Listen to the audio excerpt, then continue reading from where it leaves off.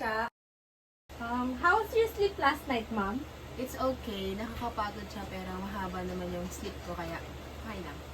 Do you have your breakfast for today na po? Wala pa eh. Would you like me to prepare a coffee or your breakfast na po? Huwag na lang, coffee. Okay, for a minute po. Here's your coffee, ma'am. Thank you. Would you like me to prepare your clothes for today, ma'am, before I clean your room? Okay lang naman. May dress ako dyan kasi may meeting ako mamaya. Yun na lang muna yung mo, lunch mo. Okay, is that all, ma'am? Yes, please. Okay. Thank you. I am done with your clothes na po, ma'am. Would you like me to clean your room na po? Okay, go. What do you want me to clean first? Your restroom or your bedroom? Yung bedroom ko muna kasi maliligo muna ako. After ko maligo, clean mo na rin yung restroom. Okay, noted po. Thank you.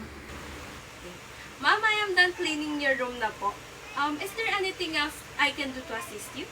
Wala na, mag-aasikaso na ako kasi may meeting ako later. Okay, ma'am, I will leave now. Okay, thank you. You're a big help, Cha. It's my pleasure po, ma'am. Okay.